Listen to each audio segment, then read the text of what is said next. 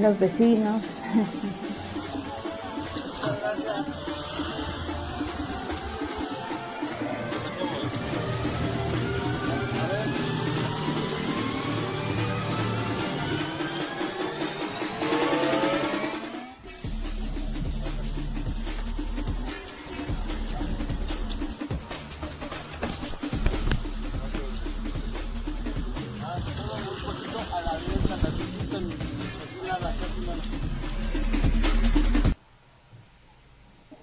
Y bueno, este fue el resultado final. Este es el primer mural que se realizó como Colores en Resistencia. Está ubicado en la Magdalena Contreras, en la colonia Héroes de Padierna. Este es nuestro segundo mural, que es todavía más grande que ese primer mural que ya vimos. Así estaba el muro en un inicio. En este mural, este es el boceto. Siempre los bocetos cambian un poco al final, y ahí pues es todo un proceso de estar sacando medidas. Ahí también, ¿no? Otro boceto más pequeño. Ahí se está realizando el stencil, porque tratamos de incluir stencil en la mayoría de los murales. Este fue un stencil muy sencillo.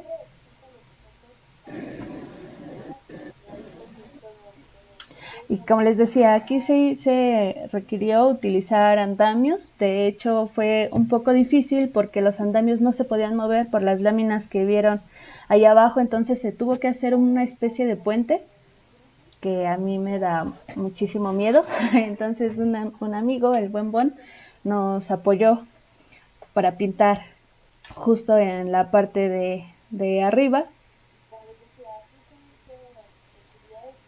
Y pues bueno,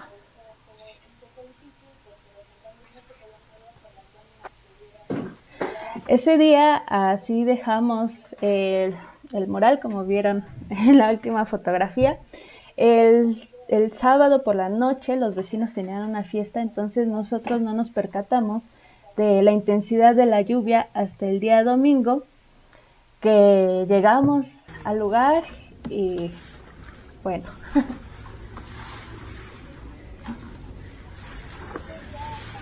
Pues así encontramos ahorita, siendo las 9 de la mañana. Entonces hay que quitar todo el agua porque es peligroso estar arriba del andamio con los zapatos mojados.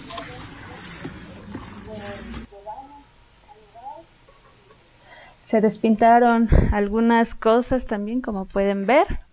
Y entonces eso nos retrasó bastante tiempo. Y pues tuvimos que primero quitar toda el agua de la azotea,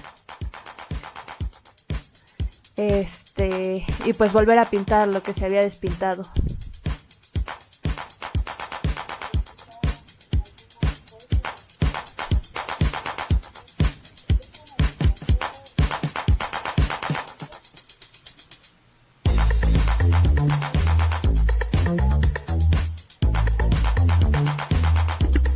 Ahí contamos con un equipo, Jalil y Nana, que nos están apoyando con tomar fotografías, video.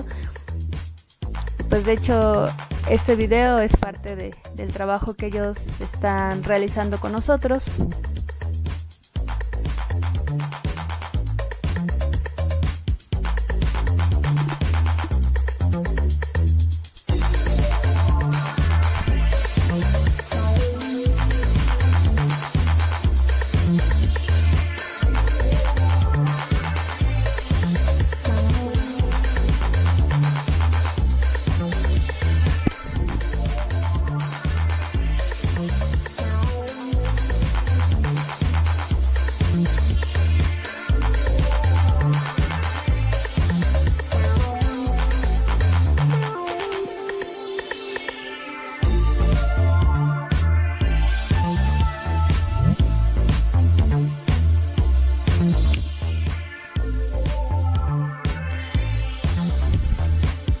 Este mural, como les decía, es muchísimo más grande, y entonces del boceto original al final, por ser tan pocas personas y por el tiempo que teníamos para terminarlo, se tuvieron que quitar varias cosas, pero creemos que conservó lo esencial. Hay cosas que uno no percibe hasta que ya está en el momento trabajando. Por ejemplo, ahí en donde se colocó la firma es un lugar bastante complicado. Entonces también ahí se decidió solamente dejar la firma y se tuvieron que hacer malabares ahí para poderla realizar.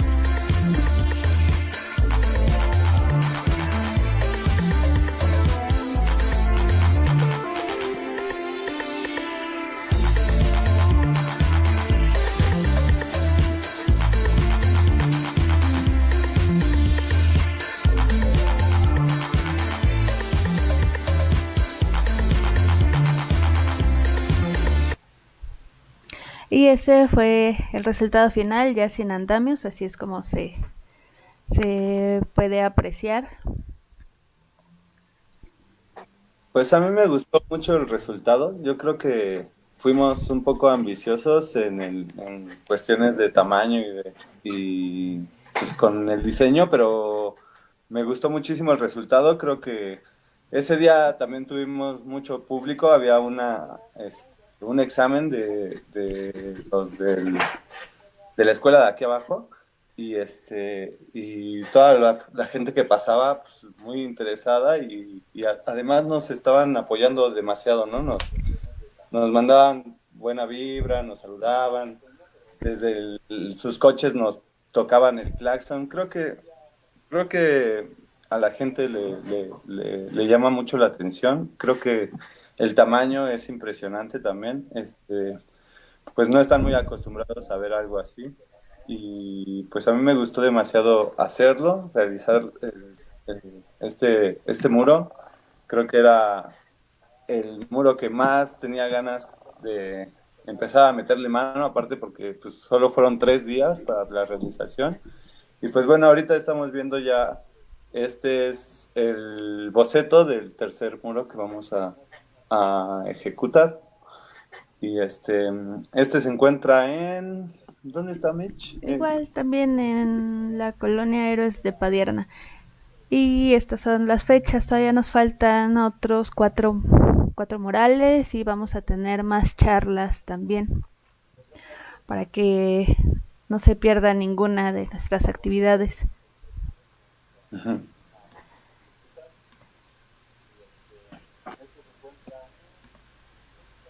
Se sigue compartiendo mi pantalla, ¿verdad?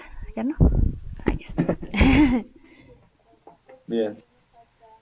Y pues bueno, es lo que llevamos realizado hasta el momento. Esperamos que les esté gustando. Y pues bueno, el día de hoy tenemos a un gran invitado. que le agradecemos mucho el apoyo y que haya aceptado participar acá con nosotros. Él es historiador por la Universidad Nacional Autónoma de México y maestro en planeación urbana. Su trabajo de investigación se ha orientado a la historia del movimiento obrero y la historia de la Ciudad de México. Como integrante de la Asociación Civil Casa y Ciudad, incursionó en el análisis de vivienda desde la perspectiva del derecho humano a la vivienda adecuada. Esta es una semblanza que él nos hizo favor de enviarnos. Creo que se quedó un poco corta y le faltó mencionar pues muchas cosas, ¿no? Por ejemplo, yo a él donde lo conocí pues fue en un espacio organizativo, periódico El Comienzo, donde él fue uno de los fundadores y también se hacía cargo de la maquetación y la edición de este periódico. Su trabajo de licenciatura ya lo pueden encontrar ahí en el evento, lo compartimos. Es acerca de la lucha ferrocarrilera. Está disponible en PDF para que le den una leída. Y pues bueno, es una gran persona. Él tiene una parte de conocimientos históricos, tiene una biblioteca enorme y pues también sabe un buen de música. Entonces es como todo un estuchito nuestro Miguel Ángel Gorostieta. Y pues te damos la bienvenida. Adelante, este es tu espacio.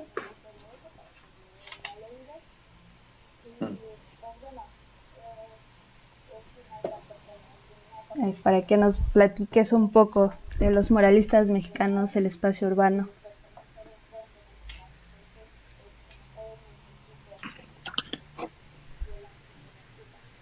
Hola, sí, bueno, las clásicas frases de la nueva normalidad de si me escucho, si me ven, si comparto y esas cosas, entonces si no, pues ya me avisan. Pues sí, me haces una seña así como de sí, sí, sí. Pues muchas gracias, me aventaste muchas flores al inicio. Sí, hemos trabajado algunas cosas. Pues bueno, quisiera agradecer antes de empezar pues al colectivo, a Colores en Resistencia, que finalmente pues yo creo que están haciendo una gran labor. Creo que es bastante impresionante lo que están haciendo. Al final pues no es lo mismo pasar por una calle gris a pasar por una calle de colores. Y creo que eso es bastante loable, la participación que ustedes están haciendo y por supuesto todo el reconocimiento, la creación de identidad del barrio, el fortalecimiento de los lazos comunitarios, todo eso, pues bueno, es bastante importante pues para rescatar precisamente la memoria histórica, ¿no? Yo en esta ocasión traigo una plática. Ustedes me propusieron hablar de los muralistas, yo me rehusé un poquito a hablar de los muralistas en sí, o sea, como de decir lo mismo de siempre, ¿no? De que Diego Rivera llegó en 1900, que hizo un mural, etcétera, etcétera, ¿no? Entonces yo lo que trato de hacer ahora, pues es un poco seguir la línea que ustedes están trabajando, ¿no? Ustedes están trabajando la pintura en la ciudad y yo traté de ver la ciudad pura, ¿no? Ese fue como para empezar a visualizar qué podríamos hacer con tantas personas que han hecho tanto trabajo de murales, de pinturas, y creo que es un tema que al final me atrapó. Son décadas en las que yo no, pues tenía tiempo que no regresaba, son temas a los cuales ya tuve hace mucho tiempo trabajados y olvidados, por supuesto, entonces me tuve que poner a estudiar. Creo que eso sí agradezco mucho el ponerme a estudiar estos temas, precisamente pues para tratar de darle una interpretación diferente o por lo menos tratar de acercarme de una forma diferente yo a estos temas, ¿no? Entonces, bueno, yo traté de ver precisamente qué los murales, qué nos ofrecían desde su perspectiva de ciudad. Y ese es el giro que yo trato de dar. Traigo una presentación, espero que pueda yo compartir mi pantalla, porque si no, pues no les puedo contar yo lo que tengo que contarles, ¿no? Según yo, tengo que compartir toda la pantalla. Entonces, bueno, creo que ahora la estoy compartiendo. Y creo que ahora puedo poner mi presentación de PowerPoint. Ya saben, lo mismo que les dije hace un momento, ¿no? Si se ve, me dicen, si no se ve, pues ya ni modo. Bueno, esa es mi pantalla. ¿Sí se nota mi pantalla? Sí, Michelle. sí, sí se ve. Sí, Franchute. Sí. Ah, ya. Está bien, gracias. Entonces, bueno, yo lo que trato de abordar es esta perspectiva de los muralistas mexicanos desde el espacio urbano, pero también un poco desde México, ¿no? Porque pues muchas veces hemos visto o hemos planteado o hemos recibido la noticia o la interpretación de que pues al final Diego Rivera es quien realmente llega como a hacer un parteaguas del muralismo mexicano, ¿no?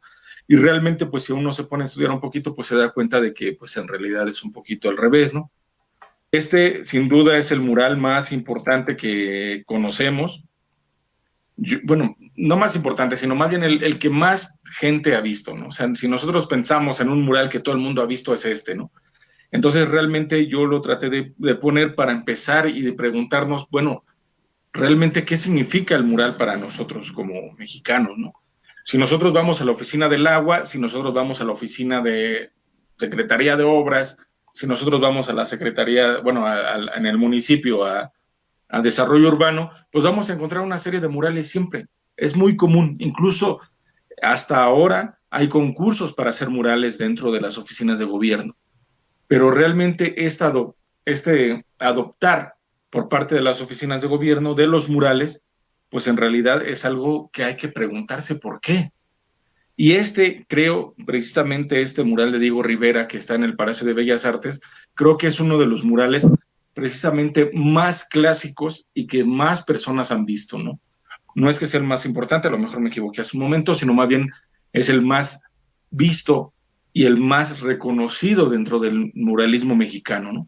Está hecho en 1934, debemos recordar que el hombre controlador del universo primero se hizo en el edificio de Rockefeller, y ante la presencia del mural, bueno, más bien ante la presencia de Lenin dentro del mural, pues al final el mural fue destruido, ¿no?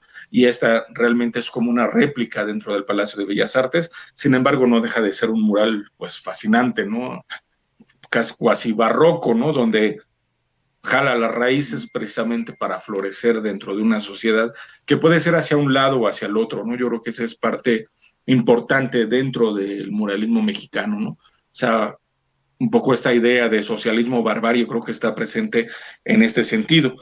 Las raíces del muralismo, bueno, pues muchas veces, más bien todos los especialistas se van hacia Bonampak, en Chiapas, una ciudad maya del clásico, una ciudad, bueno, del clásico tardío, una ciudad pues subyugada también a los otros mayas, pero que la importancia radica en que los murales precisamente pues se han mantenido, ¿no?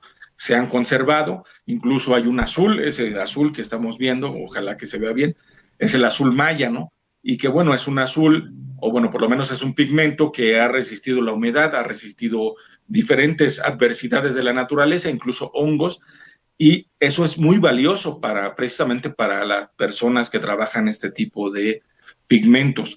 Y eso le ha dado una connotación a este azul. No es que ese azul se haya trabajado solamente en el maya clásico, ¿no? Incluso hay otras visiones en las cuales pues este azul pues se ha encontrado en otras regiones de Mesoamérica, ¿no? Y eso nos hace pensar que precisamente esas pirámides grises que nosotros vemos y que pensamos que siempre han estado así, todas grises, todas opacas, en realidad pues estaban revestidas de colores, ¿no? Y yo creo que eso es algo muy importante de conocer, porque imaginemos nosotros llegando a Teotihuacán, a una ciudad de miles de personas, y entrar y conocer una ciudad inmensa llena de color, ¿no? Y ese color precisamente pues se ha perdido, y por eso Bonampak en este sentido es un sitio pues que como se preservaron estos murales, pues bueno, ahora se conocen como uno de los murales más clásicos del maya, del clásico precisamente, ¿no? Pero bueno, esa es una tradición, digamos, ¿no? Que podemos perseguir, y yo creo que es muy bueno perseguirla, pues. Lo siguiente es que, bueno, ustedes conocen totalmente esa historia, la llegada de los españoles, un periodo de dominación, un periodo virreinal, por decir de una forma, pues, light, ¿no? Pero bueno, vamos a ver también estas representaciones de la ciudad y yo quiero más bien enfocarme a cómo se representa la ciudad dentro de estas expresiones artísticas, ¿no? Estamos viendo un óleo en tela de Pedro Arrieta, un plano de la Ciudad de México de 1737, un plano bastante precioso.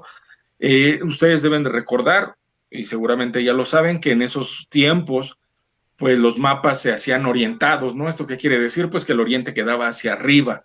Normalmente estamos acostumbrados a que los mapas son hacia el norte, es decir, el norte lo tenemos arriba. Sin embargo, en estos primeros tiempos, por eso se llamaba de que uno estaba orientado, porque uno tenía el oriente presente y el oriente siempre quedaba hacia arriba en los planos, ¿no? Entonces es un plano bastante precioso en el cual nos va a mostrar la Ciudad de México de 1737, unos profesionales de la arquitectura, del arte, hacen este trabajo majestuoso desde mi perspectiva, y bueno, nos va a mostrar una ciudad pequeña realmente, ¿no? Una ciudad conglomerada, una ciudad pues un tanto para los españoles, y hacia las orillas, que casi no se nota realmente, es una ciudad pues para los indígenas, ¿no? Entonces vamos a ver una ciudad segregada desde hace muchísimos años, desde 1737 realmente, incluso de antes, vamos a reconocer esta ciudad, ¿no? Sin embargo, bueno, esta ciudad pues no siempre va a ser la misma, va a cambiar, ¿no? Con la llegada de la independencia, y de la revuelta, de la revolución de muchísimas personas y de estas personas que tratan de no entender qué está sucediendo, sino de decir que las cosas deben de cambiar, evidentemente pues las cosas cambian, ¿no? 1821 se consuma la independencia y hacia 1848 más o menos, hacia finales del siglo XIX, pues se va a plantear pues una lucha entre liberales y conservadores que realmente planteaban lo mismo, sin embargo, había diferencias políticas en cómo hacerlo, ¿no? Sin embargo, bueno, pues en el fondo la política económica pues más o menos era muy parecida. Sin embargo, bueno, los liberales al final son quienes pues dan un golpe tras golpe hacia el otro bando, el bando conservador, y pues finalmente los liberales lo que harán pues es dar un poco dentro de su legislación, romper con esos viejos eslabones del pasado, ¿no? Y uno de esos eslabones, pues definitivamente, pues es la Iglesia Católica, y para eso, en 1857, a partir del mismo Congreso Constituyente, van a lanzar una serie de disposiciones liberales en las cuales dirán que primero habrá una ley sobre la desamortización de los bienes del clero, es decir, que aquellos bienes en los cuales no se usen, pues que se regresen al Estado, y la otra es una nacionalización de facto, ¿no? Por parte del Estado liberal, ¿no? Entonces, el Estado liberal lo que hace, pues finalmente es decir, esas propiedades de la Iglesia Católica, pues pasan a manos del Estado, y una de esas propiedades precisamente es este convento de San Agustín, que es una pintura impresionante de José María Velasco. Con esa pintura él gana un premio, gana una beca. En realidad esta es la segunda versión. En la primera versión hay menos personas. Sin embargo, esta me gusta más precisamente por eso, porque a partir de las reformas liberales, estos conventos son abandonados, bueno, algunos de estos conventos son abandonados, y la gente que está ahí bañándose y eso realmente hace una apropiación del espacio urbano, una apropiación de estos espacios que han quedado pues un poco a la deriva, porque realmente lo que hace un poco el Estado liberal, o por lo menos las reformas liberales, es de imitar la propiedad de la Iglesia Católica. Sin embargo, no tenía claro exactamente qué programa perseguir, o por lo menos qué hacer con esas propiedades, ¿no? Ya después empiezan a surgir ideas. Sin embargo, el convento de San Agustín pues no estaba precisamente dentro de sus planes, y hacia 1861 o 60, cuando pinta el original Velasco, pues bueno, vamos a ver una pintura sumamente realista, y bueno, Velasco pues era maestro de muchos pintores mexicanos, ¿no? De ahí, bueno, una imagen de la ciudad, una imagen pública, no sé cómo decirlo, de publicidad, que nos habla de una vista de pájaro de la Ciudad de México hacia 1890, ¿no? Una imagen bellísima, una ciudad pequeña realmente, se extiende los lagos hacia las orillas, y bueno, pues realmente lo que ha surgido a partir de las leyes liberales, pues precisamente ha sido una construcción muy grande de la Ciudad de México, ¿no? Entonces eso es algo que hay que tomar en cuenta. Hacia 1902 se define el Distrito Federal como tal, y hacia 1910 pues vamos a tener la Ciudad de México pues ya más en sus dimensiones que nosotros vamos a conocer hacia 1920, por ejemplo, ¿no? Estamos hablando, por ejemplo, de, no sé si puedo usar el mouse, la Ciudad de México, como tal Ciudad de México, se constreñía a este espacio, que son actualmente las 4 delegaciones centrales de la Ciudad de México: Benito Juárez, Miguel Hidalgo, Venustiano Carranza, Cuauhtémoc. Sin embargo, pues el Distrito Federal hacia 1902 adquiere la forma que tiene actualmente, ¿no? Esto lo digo porque, bueno, al final, durante este periodo hay una concentración de población dentro de la Ciudad de México, ¿no? Pero bueno, no termina ahí, ¿no? Estamos hablando de 1910, hay una interrupción realmente por parte del proceso revolucionario de lo que sucedía en la Ciudad de México, y por supuesto los trabajadores que empiezan a tomar parte como actores importantes de la configuración urbana de la Ciudad de México. Algo muy emblemático, la Mexican Light and Power Company Limited, donde hay una cantidad extraordinaria de trabajadores electricistas que entran a trabajar, una compañía que se va a volver sumamente relevante dentro de todos los procesos, principalmente por revolucionarios de la Revolución Armada, digamos, y que van a defender sus derechos. Incluso tendrán en algún momento este grupo de trabajadores la electricidad dentro de sus manos. La Mexican Light Power incluso, bueno, se va a volver como la misma página del SME lo comenta. Sin embargo, tengo por aquí algunos datos, ¿no?, de cómo se va convirtiendo en una de las empresas electricistas más importantes del mundo, ¿no? De México, al decir, por ejemplo, paralelamente al desarrollo ferroviario, avanzó la electrificación. En 1912 se constituyó la empresa Mexican Light Power Company con una capital de inglés de $25 millones, y al año siguiente, con la construcción del sistema Nexa, beneficiará directamente a la Ciudad de México. Para 1905 ya había un tendido de 250 kilómetros de alumbrado. En realidad es impresionante cómo este proceso de industrialización va a transformar la ciudad, y precisamente es algo que nos va a mostrar la siguiente lámina, que es de Saturnino Herrán, un pintor venido de la Academia de San Carlos, un pintor pues bastante interesante, aunque muere bastante joven. Incluso en sus últimas palabras en el hecho de muerte dice, pues es que me queda mucho que pintar, y efectivamente, ¿no? Realmente le quedaba mucho que pintar, un pintor pues emblemático, una leyenda dentro de la pintura mexicana, yo lo podría plantear así, y pinta estas dos alegorías. Estas son dos versiones posteriores. Sin embargo, antes hace una versión para la exposición que organiza el doctor Atl en el 100 aniversario de la independencia de México. Recordemos que Porfirio Díaz organiza una exposición de pintura, digamos, de pintores españoles. Sin embargo, pues el doctor Atl le responde con una exposición de pintura de pintores mexicanos, venidos también o estudiados o que se giraban o que estaban en la órbita de la Academia de San Carlos. Y entonces Saturnino Herrán hace una primera versión, vuelvo a repetir, esta es la segunda, donde hace una alegoría de la construcción y hace una alegoría del trabajo, ¿no?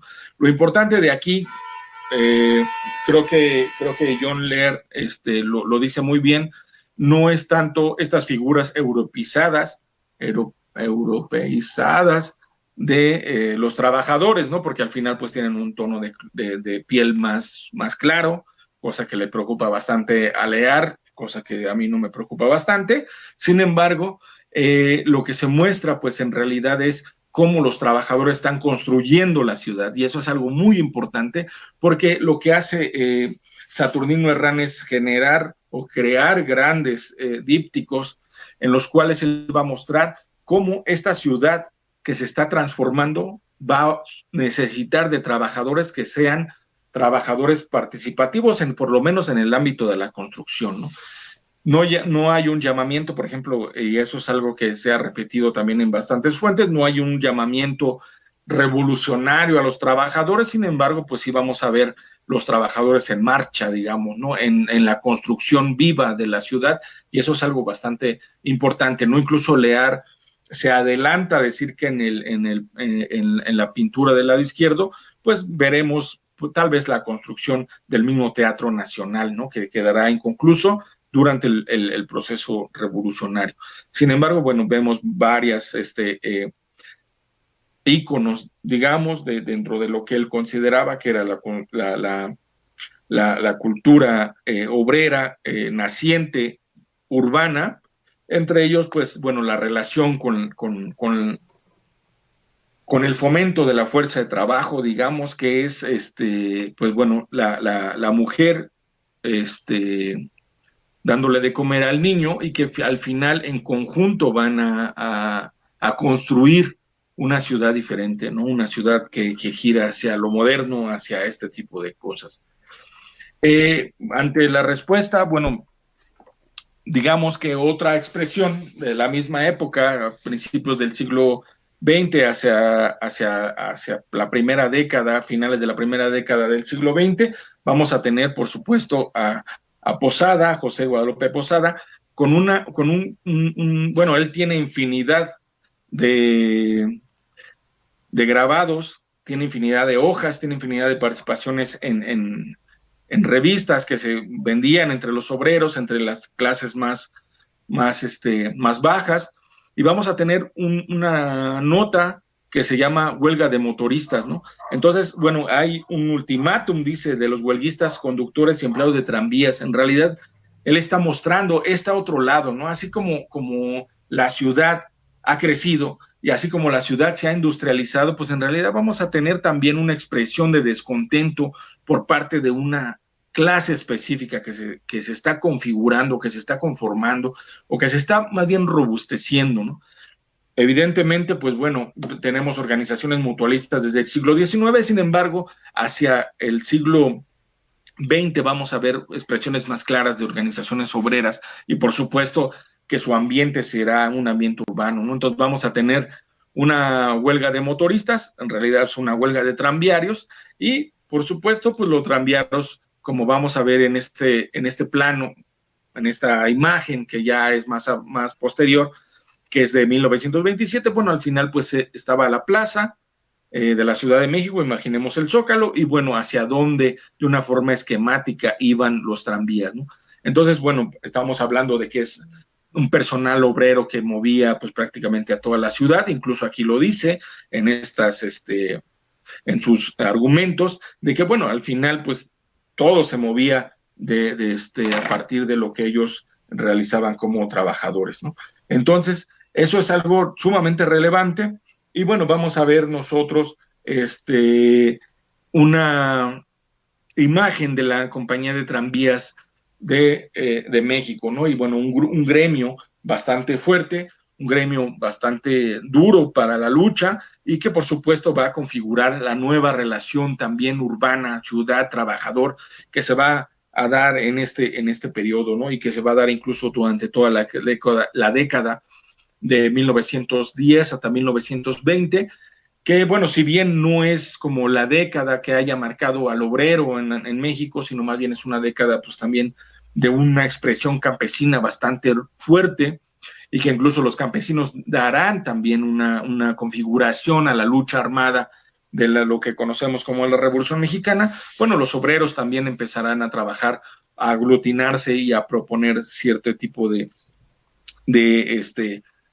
demandas para su mismo gremio, ¿no? Y bueno, antes de pasar a este mural, quisiera yo plantear que, bueno, al final en esta década de 1910 a 1919 o 1920, lo que hacen también es un grupo de pintores y de artistas que vivían en la Ciudad de México, también un tanto descontentos, incluso opositores a lo que sucedía en algunos lugares sobre todo de la lucha armada. O sea, al final pues tienen que tomar partido, ¿no? Y eso es algo importante. Y yo creo que vivir en la Ciudad de México durante la Revolución Mexicana debió de haber sido bastante complejo, ¿no? O sea, no hay, bueno, sí hay muchos registros de cómo había unas hambrunas tremendas, de cómo había enfermedades, de cómo había diversas cosas. Sin embargo, pues también había una poca comprensión de lo que estaba pasando o de lo que nosotros, o de lo que se estaba viviendo dentro del proceso revolucionario, ¿no? Yo creo que más bien es cuando alcanza el proceso revolucionario la Ciudad de México, es cuando hay una noción de realmente hacia dónde ir, ¿no?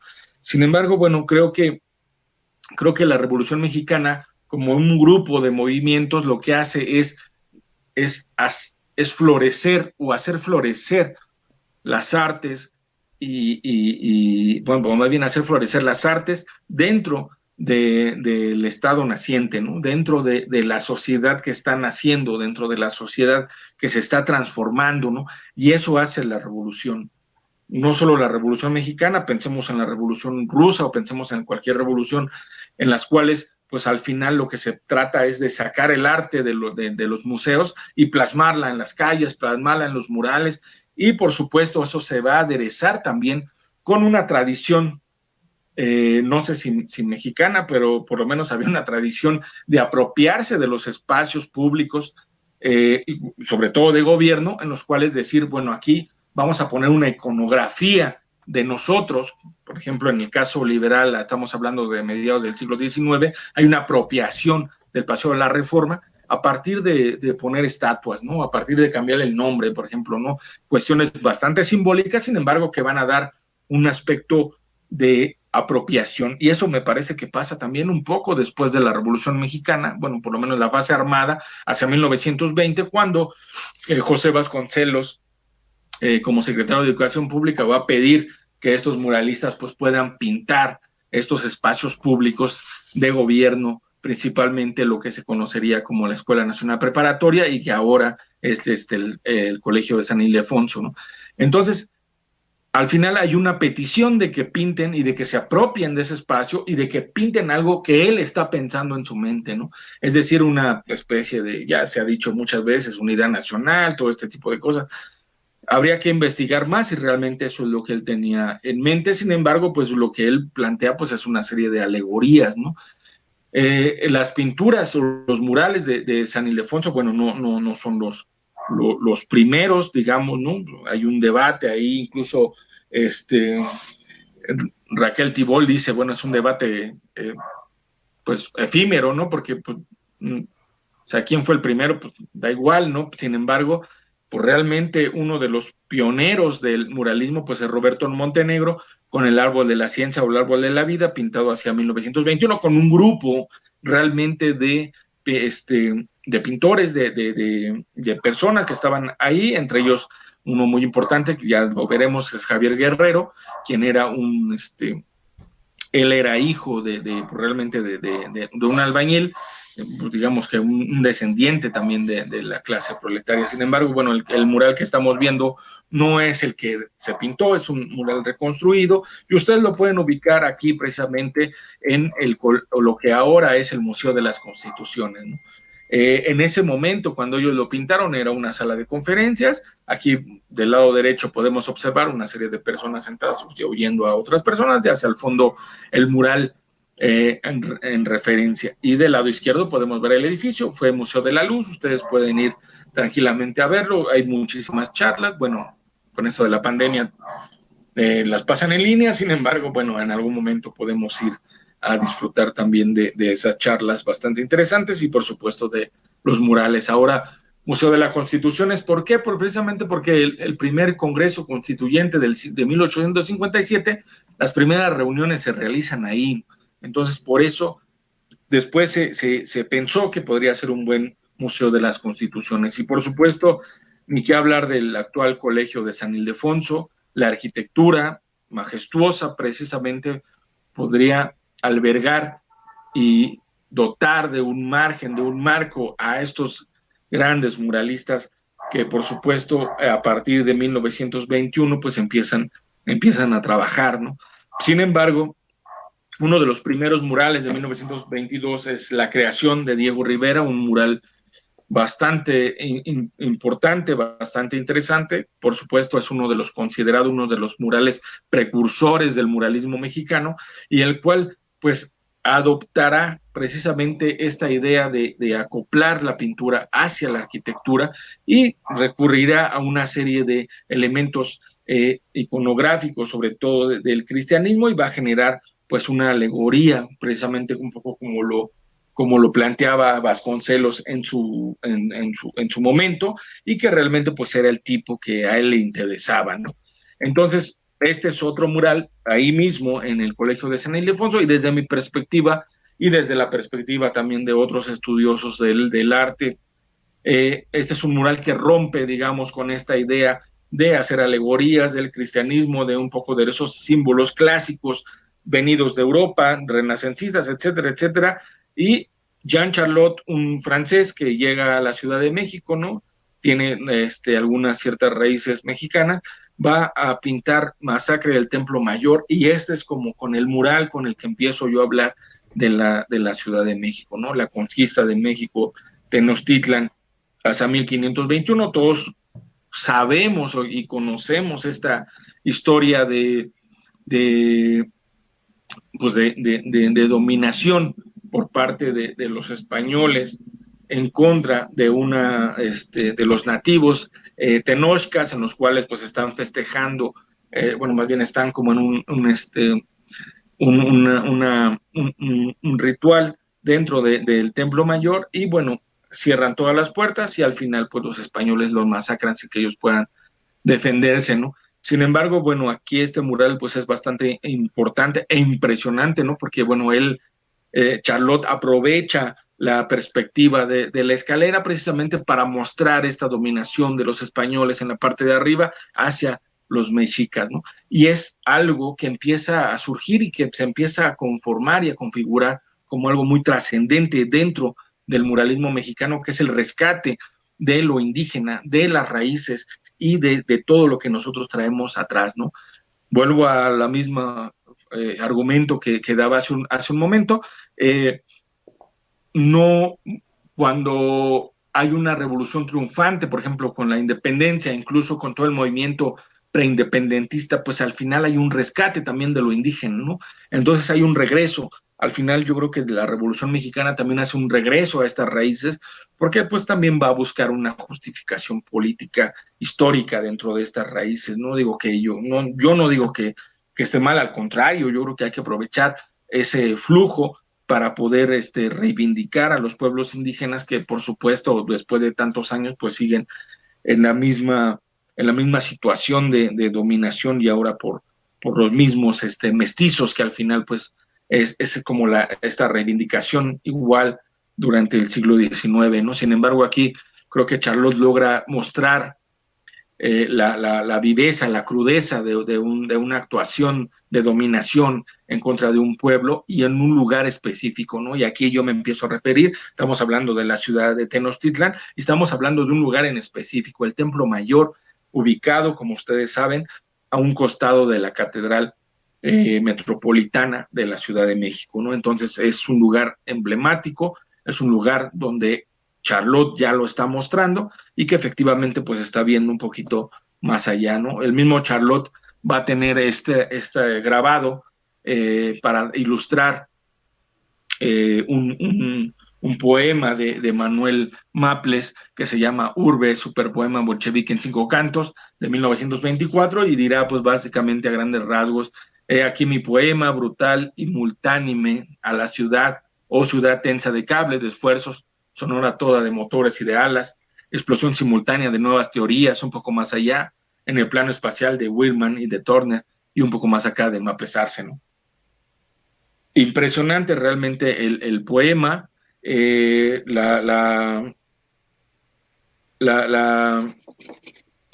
trabajo de Charlot también, ¿no? Es bueno, grandes rascacielos hacia abajo, una multitud pues que realmente no tiene forma, ¿no? Pero bueno, finalmente este mismo poema será ilustrado por Fernando Leal, solamente con una ilustración, ya publicado hacia 1929, donde veremos precisamente esto que Arce plantea, ¿no? Este abigarramiento de la ciudad, esta ciudad que se está convirtiendo en algo más, en algo confuso, en algo abigarrado, en algo amontonado, ¿no? Sin embargo, que hacia abajo, hacia las partes bajas de la misma ciudad, pues está dando una organización proletaria, una organización social en las cuales pues salen a la manifestación, ¿no? Y dirá Maplesarse en este mismo poema, ilustrado por Fernando Leal, ya hacia 1929, dirá: escoltas de tranvías que recorren las calles subversistas, los escaparates asaltan las aceras y el sol saquean las avenidas, al margen de los días tarifados de postes telefónicos, desfilan paisajes momentáneos por sistemas de tubos, ascensores. Yo no sé qué hubiera pensado Maplesarse en estos momentos si hoy viera la Ciudad de México, ¿no? Sin embargo, me parece que ahí hay un pensamiento de la ciudad hacia lo que podría convertirse, ¿no? Un poco en esta idea de podría ser esto o podría ser lo otro, y lo que está haciendo es esto, ¿no? Un abigarramiento urbano que estamos observando en el grabado de Fernando Leal. Y bueno, y después durante este mismo periodo vamos a tener también, por supuesto, la configuración o la conformación del sindicato de trabajadores, de pintores y de obreros. Ahorita recuerdo bien el nombre, porque es importante el nombre realmente. Ellos se plantean como obreros, pintores, no como obreros y pintores, sino como obreros, técnicos y pintores de la República Mexicana, y que realmente pues ellos están viviendo en la Ciudad de México y están viendo las transformaciones de la Ciudad de México. Y bueno, de esta expresión del sindicato va a surgir, por un lado, el periódico El Machete, que va a aparecer. Las primeras publicaciones datan de 1924, y en las cuales pues, la parte más importante precisamente serán todos estos grabados que realizan los pintores que estaban organizando el periódico El Machete, ¿no? Muy cercano al Partido Comunista. Los pintores van a tener un giro, no solo en la técnica, no solo en los contenidos de sus murales, sino un giro también político que realmente va a influir en los murales, y los murales van a influir también en la cuestión política, en el sentido de que el Machete se va a convertir en una expresión de estos muralistas, entendidos ellos como trabajadores de la brocha, ¿no? Entonces, vamos a tener o vamos a presenciar el surgimiento también de una relación entre trabajadores del pincel y, por supuesto, trabajadores pues un poco más conscientes, organizados, no, digamos organizados más bien, dentro de las filas del Partido Comunista, ¿no? Y una parte muy importante de este grupo, de este gremio, serán los trabajadores ferrocarrileros, quienes hacia 1926 organizarán una de las huelgas más relevantes de toda la década de 1920, ¿no?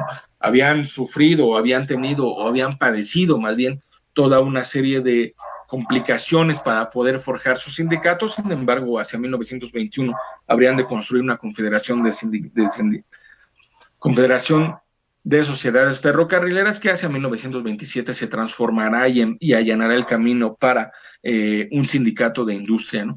Y lo que estamos hablando en realidad pues es una transformación de la ciudad, de la clase, de los habitantes, etcétera, etcétera, ¿no? Y eso se va a reflejar dentro de los grabados y dentro de los murales, porque al final no será, o bueno, lo que se refleja también es un poco esta clase idílica, o lo que ellos pensarían de lo que fuera una clase idílica. Sin embargo, pues estamos hablando también de una migración constante por parte, o una migración constante desde algunas regiones de México para buscar toda esta industria o este trabajo que se ha conformado en la Ciudad de México. Recordemos una de las referencias de Gustavo Garza, ¿no? Donde se acumula el capital, también ahí se va a acumular la población, y eso es algo que sucede. Y bueno, ese cambio o ese tránsito también se va a reflejar en los murales, y por supuesto va a ser retroactivo hacia el periódico El Machete.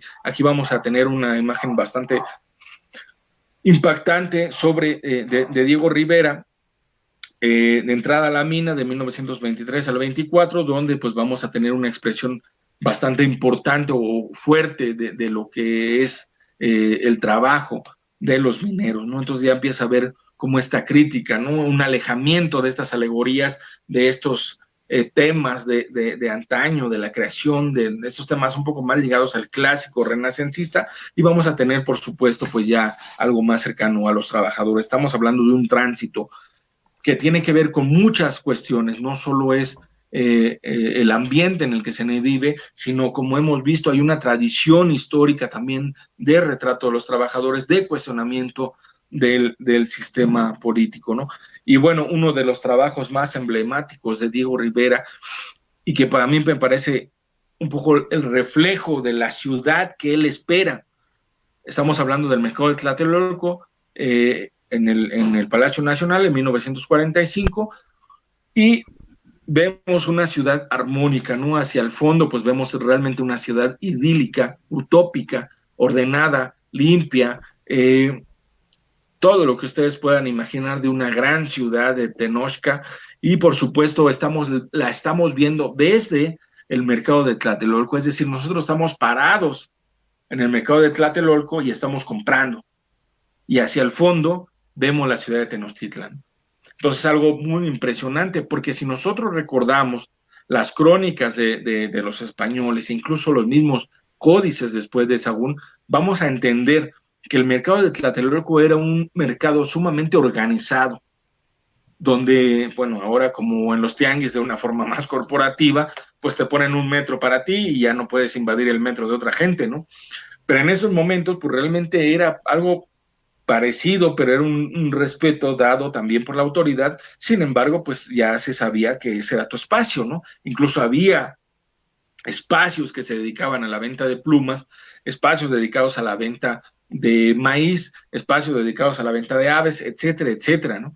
Y aquí lo que vamos a ver en Diego Rivera, yo creo que es algo importante, sobre todo porque es una imagen de la ciudad que él, es cierto que él se puso a estudiar, que revisó todas estas crónicas, pero yo siento o yo creo que es una imagen de la ciudad que le gustaría ver. Estamos hablando de 1945, cuando la ciudad empieza una transformación muchísimo más acelerada, un crecimiento poblacional, por lo menos, que implica un crecimiento habitacional muchísimo más acelerado.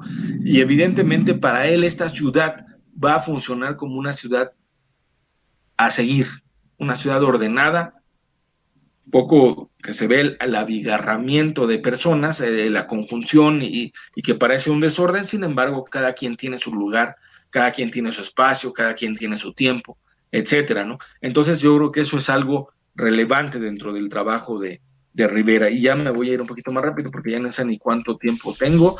Otro trabajo de Rivera, la Alameda Central, Sueño de una tarde dominical, y bueno, se ha dicho que Diego Rivera retrata su infancia dentro de la Alameda, ¿no? Sin embargo, es un lugar tremendo, un lugar central dentro de la Ciudad de México, y por supuesto él va a traer en su sueño a todos esos personajes seguramente con los que él ha soñado, ha interpretado, ha hablado incluso, y que van a estar presentes ahí con él, ¿no? Entre ellos Posada, la misma Catrina, Frida Kahlo, y por supuesto una serie de personajes que al final van a configurar una sociedad o una relación social que no deja de estar segregada, que no deja de estar, a pesar de que es un espacio público, no deja de estar fuera de lugar ciertas personas, ¿no? Y lo vamos a ver con esta persona corriendo a estos personajes y a esta niña que, bueno, al final pues se va a regañadientes, ¿no? Entonces, si es un espacio de confluencia, evidentemente, como lo siempre lo ha sido y como ahora lo es, sin embargo, durante mucho tiempo ha sido también un espacio de que es o por lo menos se sintió la élite de apropiación de ese mismo espacio, que es uno de los espacios urbanos más emblemáticos, ¿no?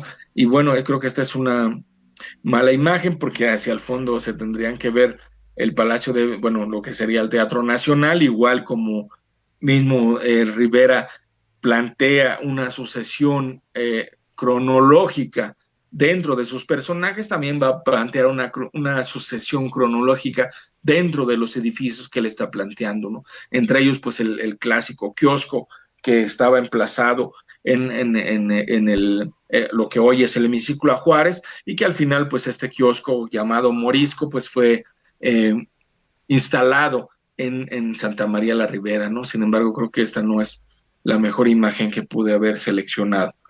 Y bueno, la Alameda Central, como un parque urbano sumamente impresionante, pues bueno, ya lo vamos a tener desde hace bastante tiempo, ¿no? Esta es una pintura de Velasco, una vista desde un globo hacia mediados del siglo XIX, y vamos a ver la Alameda Central con sus grandes árboles, ¿no? Recordemos también que hacia finales del siglo XVIII hay una recuperación de la Alameda, sobre todo a partir de las reformas borbónicas, en las cuales había una especie de idea de que había que sanear los espacios y había que sanear las finanzas, y lo importante fue que sanearon un poco la Alameda, ¿no? Era un espacio un tanto marginal previo bueno, durante, o por lo menos los primeros años del siglo XVIII, y que al final, con las reformas borbónicas, hay un interés por rescatar este tipo de lugares, ¿no? Vamos a ver hacia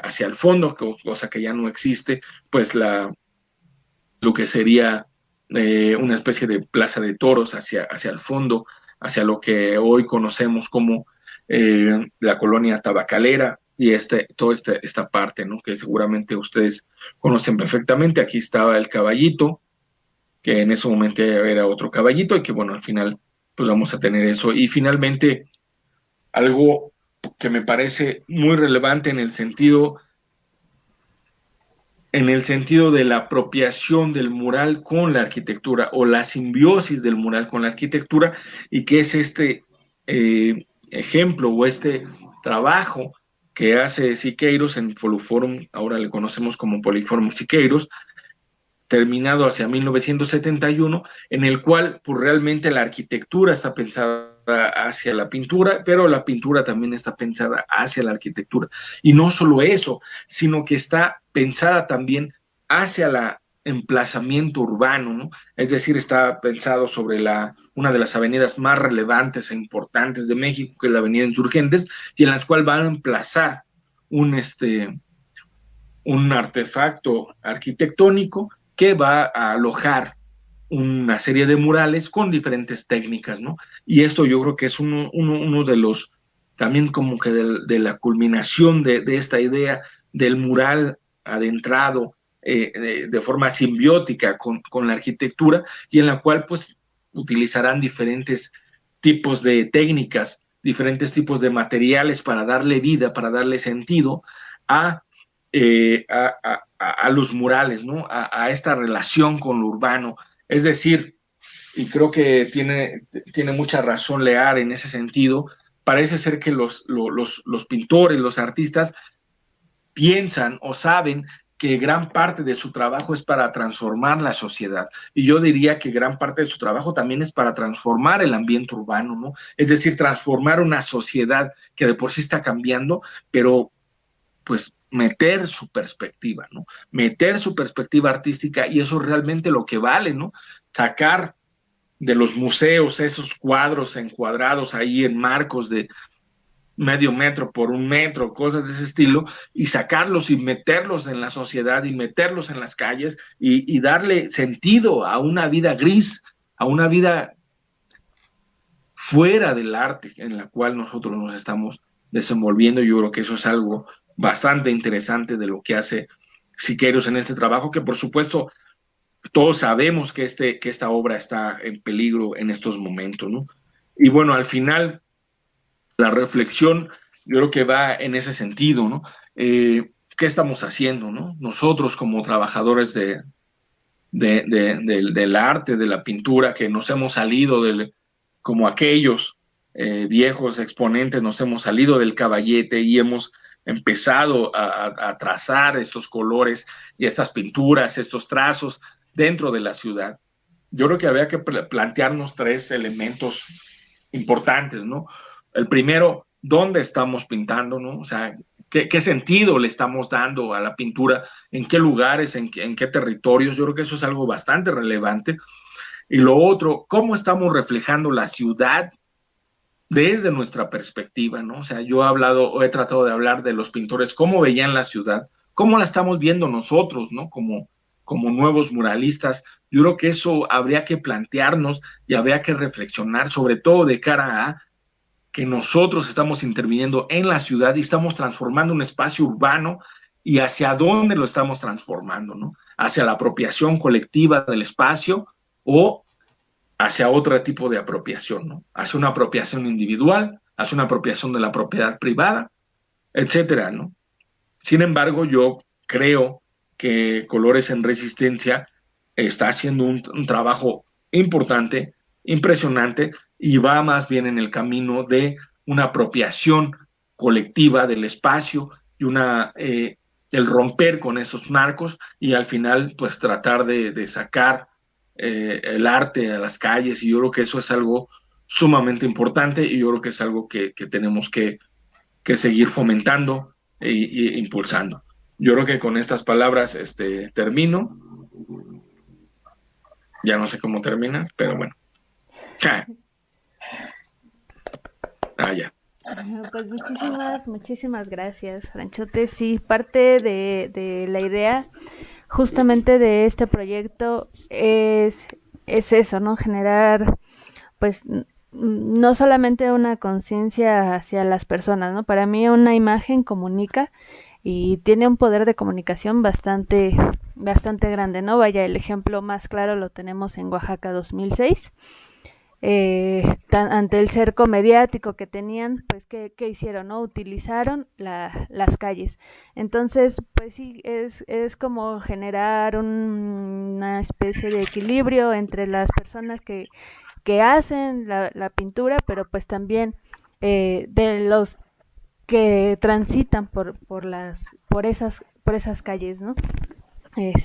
Pues no sé si alguien de los que está por acá con nosotros tenga alguna pregunta, pueden hacerla con toda confianza, alguna opinión, comentario.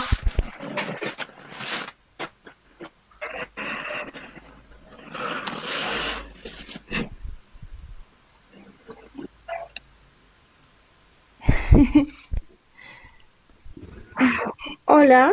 Hola. Ay, hola, buenas tardes. Yo lamentablemente me acabo de enterar de la plática y por eso no tengo como ninguna participación, pero lo poco que pude escucharme me parece interesante. Pero pues muchas gracias. Oh, muchísimas gracias. Estamos también transmitiendo esta charla por Facebook, entonces se va a quedar ahí disponible. También si tiene tiempecito de verla después, pues ahí va a estar en nuestra página de Facebook Colores en Resistencia. También les recuerdo que si en el chat, que está en su lado inferior izquierdo, ahí pusimos un link. Es una lista de asistencias y nos pueden apoyar ahí llenando el link. También las personas que nos están siguiendo por Facebook, sí, nos pueden apoyar con la asistencia. Pues no sé si alguien más quiera comentar algo.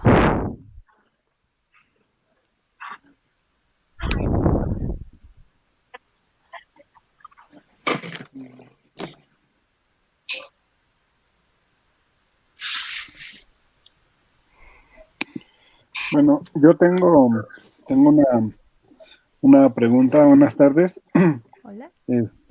Para empezar, felicitar ahí a Miguel, ¿no? Realmente fue una exposición ahí muy rica, ¿no? Muy completa, ¿no? Viendo ahí ese trayecto, ¿no? Que traza desde fines del siglo XIX hasta casi mediados del siglo XX. Sin embargo, hay una cosa que a mí me llama la atención.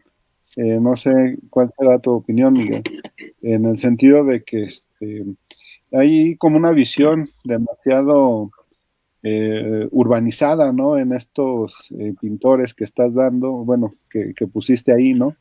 Que se acompaña a veces con una relación en términos de la poesía o de la literatura, ¿no? De ver ahí como personajes del obrero, ¿no? La fábrica, etcétera. Sin embargo, la ciudad en la primera mitad del siglo XX sigue siendo una ciudad todavía rural, ¿no?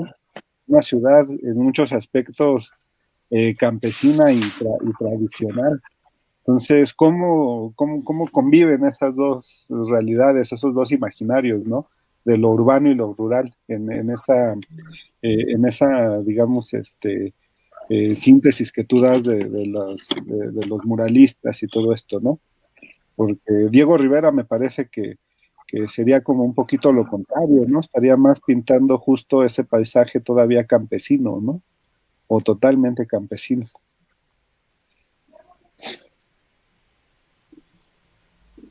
Bueno, eso Gracias, sería. Hugo.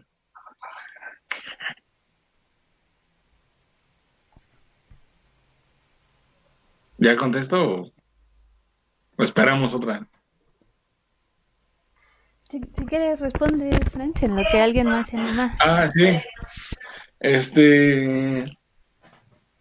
Pues tienes razón, ¿no? En realidad, pues todo este flujo rural, que creo que, bueno, a lo mejor me faltó comentarlo más, pues no termina hasta entrado, pues yo creo que el siglo XXI, ¿no?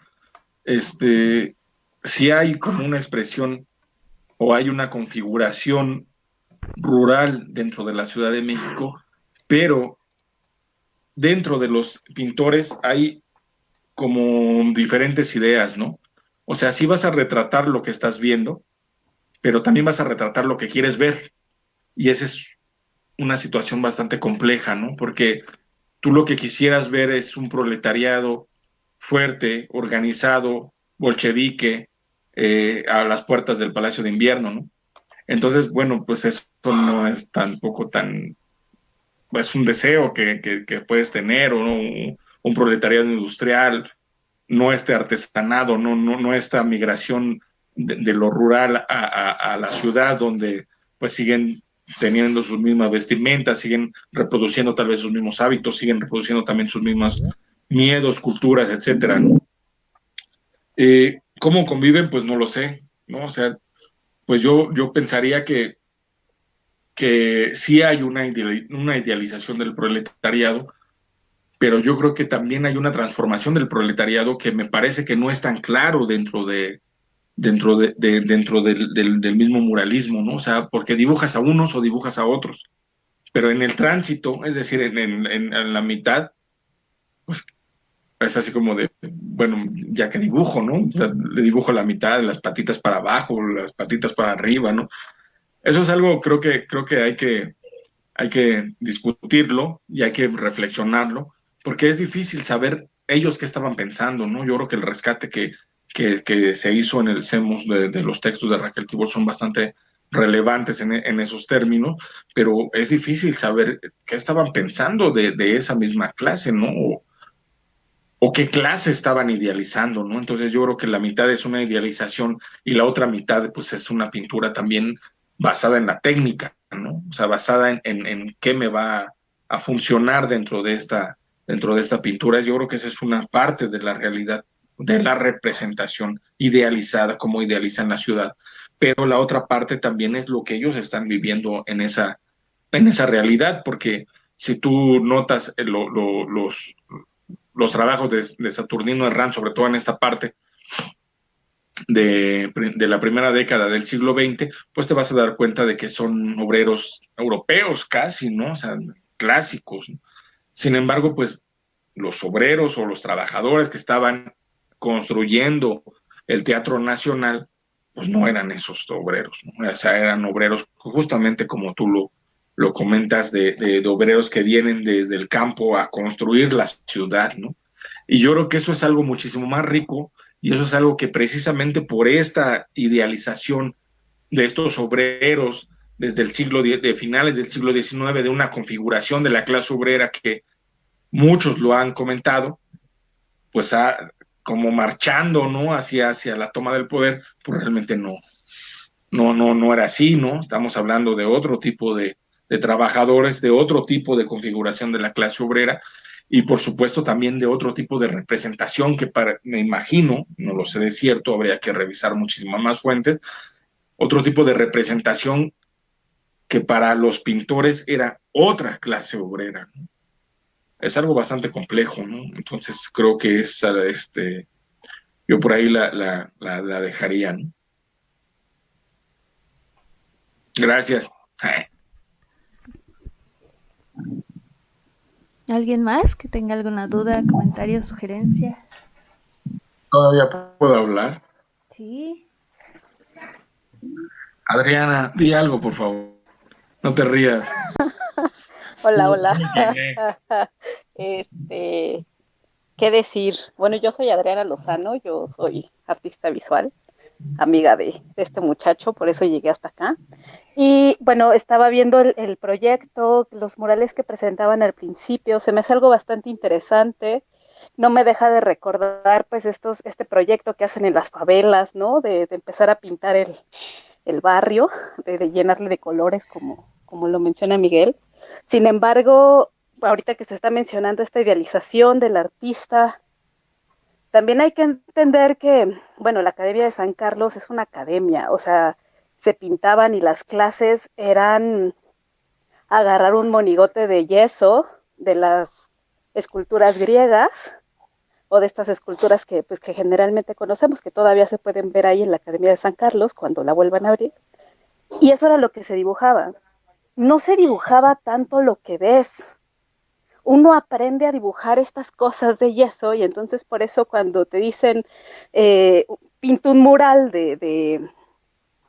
no sé, o sea, de la construcción del teatro, tu mano sabe dibujar estas figuras de yeso, ¿no? Entonces también por eso cuando llega, bueno, cuando está todo este asunto del muralismo que quiere pues rescatar este pasado de esta civilización previa, es como divertido, por lo menos para mí es un poco divertido ver cómo con esta mano educada de dibujar estas estatuas, tratan de dibujar al indígena, entonces ve así como este intento de ambos, que no deja de ser una idealización de la cuestión, pues, de todo lo que se estaba viviendo en la época, ¿no? O sea, era un mundo u otro, no había más, ¿no? O sea, está asunto de o eres, como decía al principio Miguel, ¿no? O sea, socialismo o barbarie, ¿no?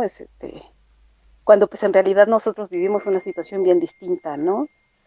Ah, no sé qué decir, o sea, me parece interesante. A mí la verdad es que en cuanto al mural, yo soy grabadora, o sea, yo no soy pintora, ¿no? Entonces, lo mío es el grabado. Del muralismo conozco pues, lo más general. Y se me hace interesante que haya partido esta plática en función de cómo era la ciudad. Porque nosotros vemos la ciudad hoy y la ciudad que vivimos hoy es algo completamente distinto. Estamos hablando de los 20. O sea, la ciudad era una cosita de nada. O sea, te salías a las calles y luego veías ese campo, ¿no? O sea, estaba ahí al ladito de ello. Entonces, también imaginarnos qué ciudad era entonces y qué ciudad les habían enseñado a pintar y qué ciudad idealizaban y pintaban, o sea, es como un ejercicio mental que se me hace bastante divertido, pero realmente intentar hacerlo, ¿no? Y lo que, no sé, ahorita estoy viendo que hay gente aquí que son los que participan pintando estos espacios, ¿no? Que les agrada esta interacción entre, pues, la gente que va a convivir con sus pinturas. Yo tendría preguntas incluso para ellos, cómo planean sus pinturas, qué tanto dialogan con la comunidad, son parte de la comunidad, porque, insisto, yo llegué aquí porque Miguel me contó que iba a dar esta plática, entonces, dije, quiero ver qué show, pues sí, cómo dialogar, cómo conocen la obra de los muralistas previos o desarrollan su propuesta, porque yo veo la propuesta de los murales del principio la veo distinta. Se me hace más cercana a Camarena, que yo le decía a Miguel, tienes que poner a Camarena, porque por lo menos para mí es alguien a quien personalmente me agrada más incluso que Diego Rivera, ¿no? Entonces, o los proyectos que hacía, por ejemplo, Frida Kahlo cuando era maestra en las escuelas y se iban a pintar las cantinas, ¿no? O sea, no sé, no sé, tendría como preguntas ahí en ese sentido, ¿cómo hacen su investigación? ¿Cómo deciden qué pintar? ¿Se han preguntado si ustedes están idealizando también lo que están poniendo en esos muros? ¿No? Porque pues, a los años, la idealización que hace Diego Rivera, pues suena ya está súper estudiada, ¿no? Pero ¿qué idealización están teniendo ustedes? ¿No? ¿Cómo pintan? Bueno, eso diría yo. Muchísimas gracias. Pues mira, les platicamos un poquito, igual creo que hay muchas personitas nuevas por acá. La idea surge a partir de querer hacer un mural. Nosotros somos habitantes de la Magdalena Contreras. Y pues bueno, cuando decidimos meter este proyecto, pues fue todo un trabajo, yo creo que un poquito más de un mes, se tuvo un primer acercamiento con los vecinos para ver qué tan interesados estaban, ¿no? en este proyecto. La respuesta fue pues que sí, ¿no? Que les encantaría, que muchos incluso quieren participar, ¿no? Y la idea era justamente hacer murales colaborativos, que la gente viniera a pintar pues con nosotros, ¿no? Que ellos se apropiaran de ese espacio privado que termina siendo público. Y pues bueno, en base se hizo un instrumento, un cuestionario que se llevó de nuevo a los vecinos, y una de las preguntas era ¿qué es lo que quieren ver reflejado en los murales? En base a todas las respuestas que nos dieron, fueron alrededor de 100, un poco más porque se hizo en físico y en internet la encuesta. En base a estas respuestas, pues fue que se hicieron los bocetos. Una vez que se tuvieron estos bocetos, se regresó de nuevo con algunos vecinos para presentarles las propuestas y ver si, pues, la aceptación, ¿no? Entonces, la aceptación, pues, fue muy buena, ¿no? Hay muchísimo interés en la comunidad. Y sí, pues uno de los justificantes generalmente que se utilizan es eso de las favelas, de embellecer el barrio, pero más allá de eso, yo pienso que la reconstrucción del tejido social no lo hace el mural por sí solo, debe haber un trabajo previo, durante y posterior a la realización del mural, ¿no? Y parte de eso es integrar a la comunidad a que ellos pues pinten algo, que lo hagan todavía más suyo. Lamentablemente, por la cuestión que ahora estamos viviendo de que esta charla pues también es de manera virtual, porque todas las actividades que teníamos van pensadas de manera presencial, trabajar en 2 colonias, en Héroes de Padierna y en el Ocotal. Lamentablemente, por esta situación del coronavirus, pues nos limitó en muchos sentidos, ¿no? Y pues tiene sus pros y sus contras, ¿no? Por ahora esta charla pues llega a más personas, pero pues también nuestro público objetivo que está en esas colonias, pues es complicado llegar en este momento. Esperamos más adelante pues seguir teniendo estas actividades, más participación, y porque justamente la idea de este proyecto pues es tejer redes, ¿no? Tejer redes que se vayan conociendo todas las personas y pues construir, creo que nos hace falta mucho como empatía y el apoyo mutuo. Pues obviamente también a nosotros nos surgen muchísimas preguntas, ¿no? Al momento de realizarlo. Y justo una de las preguntas que a mí me salta mucho es que qué tan consciente se hace el mensaje que queremos transmitir, ¿no? O sea, no solo hacia las personas, ¿no? Sino nosotros mismos como al ejecutar la pintura, qué tan consciente estamos haciendo ese mensaje. Y bueno, en el chat de Facebook también tenemos ahí una pregunta para el maestro. Dice, sobre el grupo conocido como Gráfica Popular, ¿qué nos puede compartir sobre ese movimiento?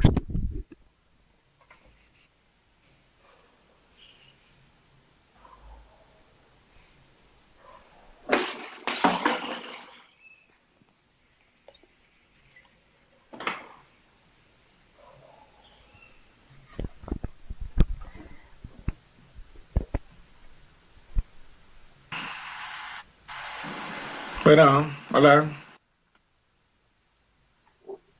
Hola.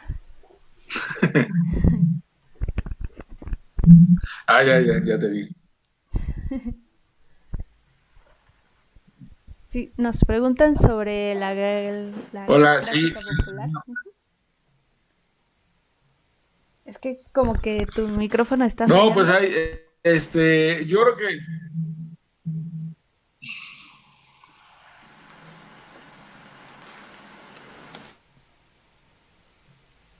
bueno. Hola. ¿Ya?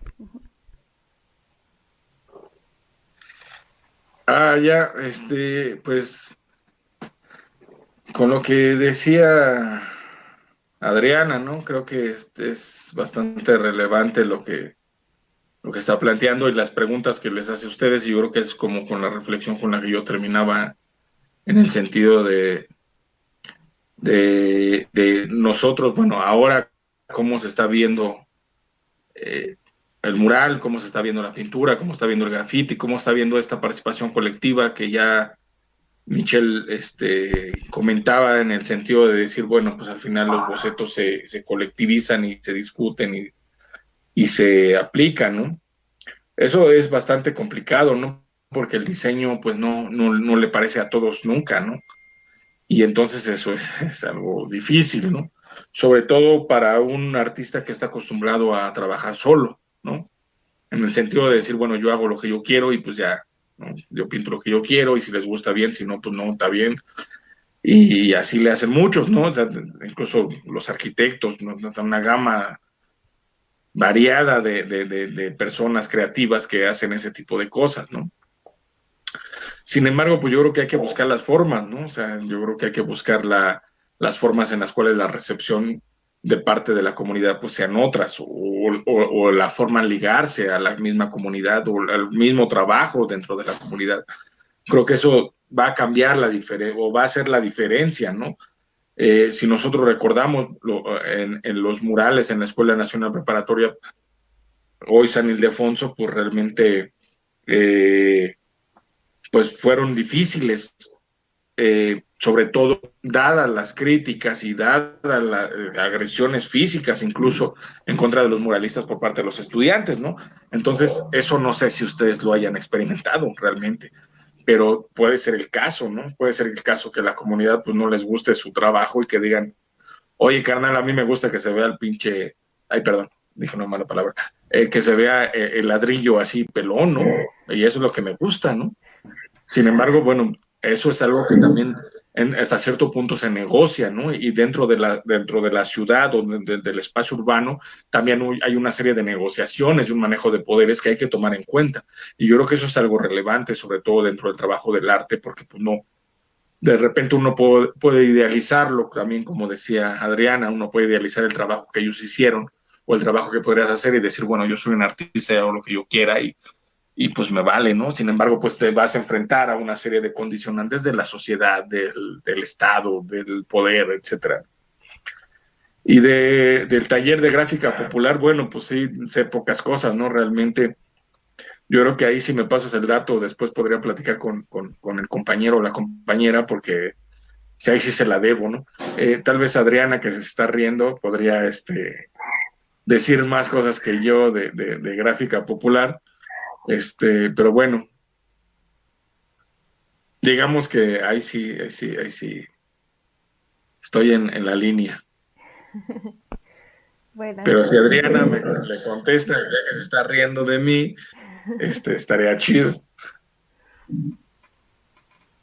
pues sí, claro, si quiere contestar, adelante. De esto se trata, que sea, pues que la gente y las personas participen. Entonces, si quiere contestar, adelante. Hola.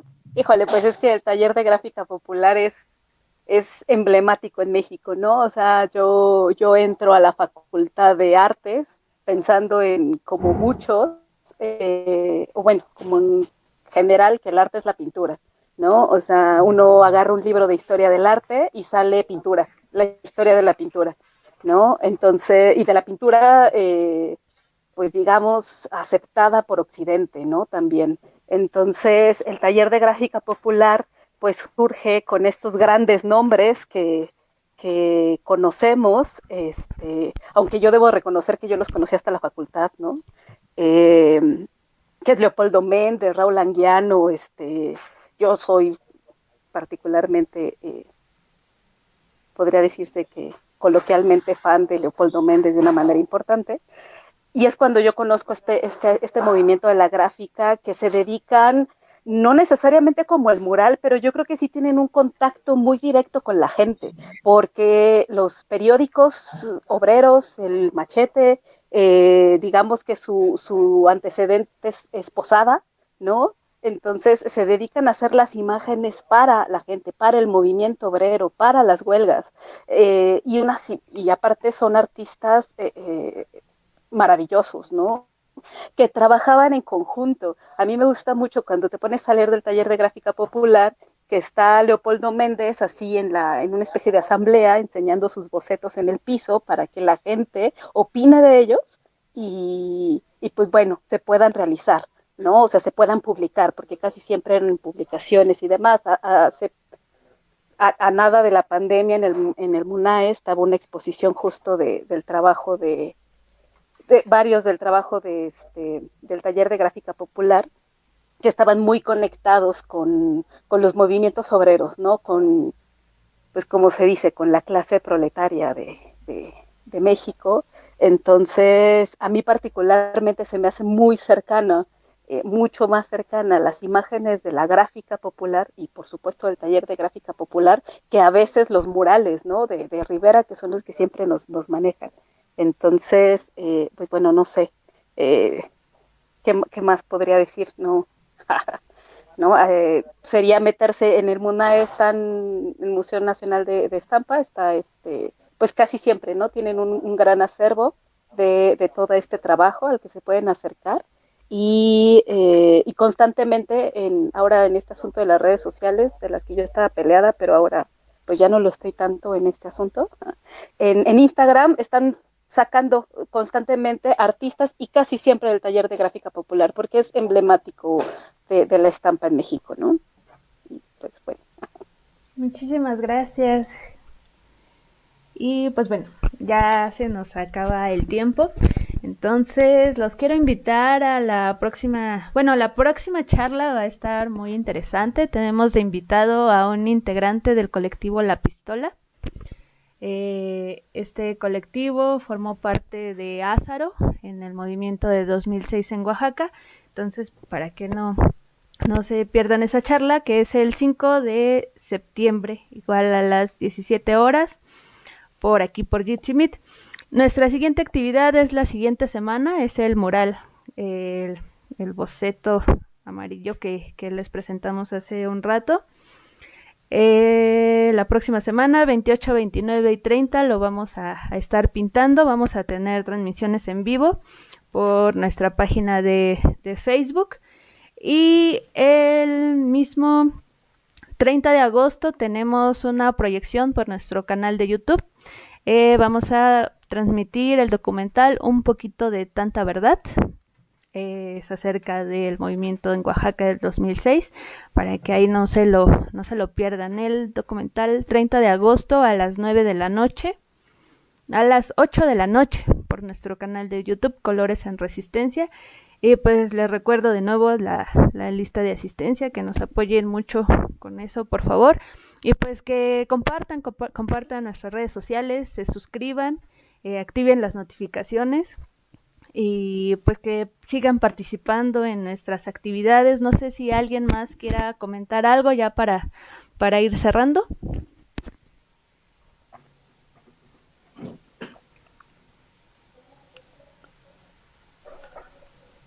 ¿No? No, creo que no. Bueno. Yo nada más agradecer a mi tocayo, a la compañera que también nos hizo favor de responder a la duda de que nos habían puesto ahí en Facebook, y pues agradecerles por habernos acompañado, agradecer a toda la banda que está atenta y apoyando este proyecto y pues que sigan la transmisión, los documentales y pues todas las actividades que tenemos para ustedes. Y pues muchas gracias a todos por todo esto. Muchísimas gracias, French. Estuvo bien padrísima la presentación. Y pues bueno, los esperamos en las siguientes actividades. Gracias. Muchísimas gracias a todos.